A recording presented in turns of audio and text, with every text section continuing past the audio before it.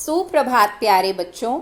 आज हम संस्कृत की पाठ्य पुस्तक का वर्ण विचारः पाठ पढ़ेंगे। तो आप सभी बच्चे अपनी संस्कृत की पाठ्य पुस्तक निकालिए। पृष्ठ संख्या 86 वर्ण विचारः। संस्कृते इदानीम् 48 वर्णानां प्रयोगः भवति। संस्कृत में 48 वर्णों का प्रयोग होता है। ते मुख्यतया भागत्रयेण विभक्ताः सन्ति और मुख्य रूप से 3 भागों में बांटे गए हैं।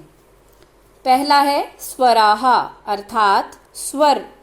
दूसरा भाग है व्यंजनानि अर्थात व्यंजन और तीसरा भाग है अयोगवाहाश्चेति अर्थात अयोगवाह। अब स्वर क्या होते हैं?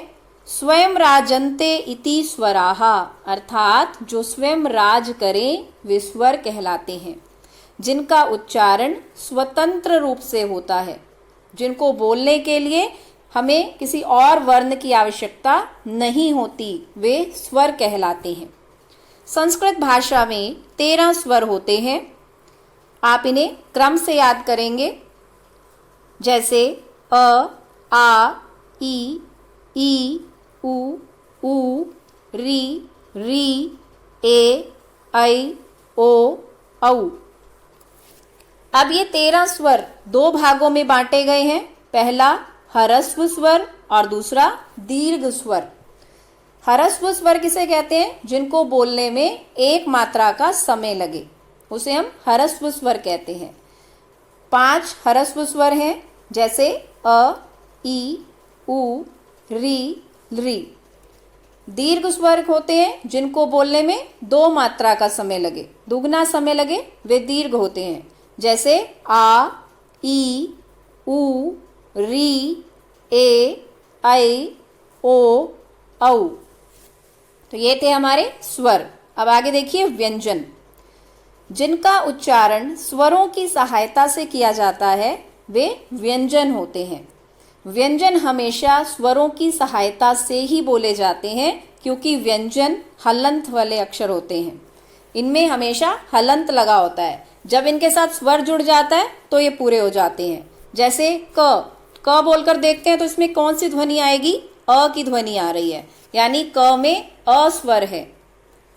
का बोल रहे हैं तो उसमें आ की ध्वनि आ रही है, यानी इसमें आ स्वर है। की बोलकर देखते हैं तो ई की ध्वनि आती है। तो व्यंजन हमेशा स्वरों की सहायता से ही बोले जाते हैं। संस्कृत भाषा में 33 व्यंजन होते हैं। तो देखिए, सबसे पहले 33 व्यंजनों को बांटा गया है।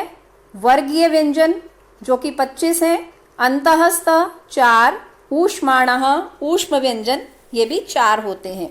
25 जो व्यंजन है ये वर्गीय व्यंजन है। इनको 5 वर्गों में बांटा गया है और हर वर्ग में 5-5 व्यंजन हैं।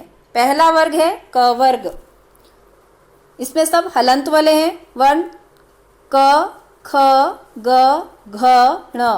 च वर्ग में च, छ, ज, झ, य। ट वर्ग ट, ठ, ड, ढ, ण। त वर्ग में त, थ, द, ध, न। प वर्ग प, फ, ब, भ, म। अंतःस्थ में य, र, ल, व। ऊष्म व्यंजन श, श, स, ह। उसके बाद अयोगवाह। अब अयोगवाह क्या होता है? संस्कृत में 2 अयोगवाह है, एक अनुस्वार और दूसरा विसर्ग।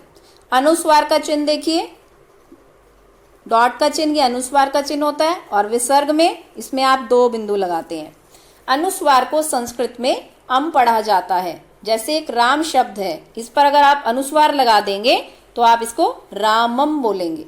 बालक शब्द है, बालक शब्द के ऊपर आप अगर अनुस्वार लगा देते हैं तो संस्कृत में उसे हम बालकम कहेंगे। और विसर्ग को अह पढ़ा जाता है। जैसे बालक के साथ आपने विसर्ग लगा दिया तो आप पढ़ेंगे इसे बालकः।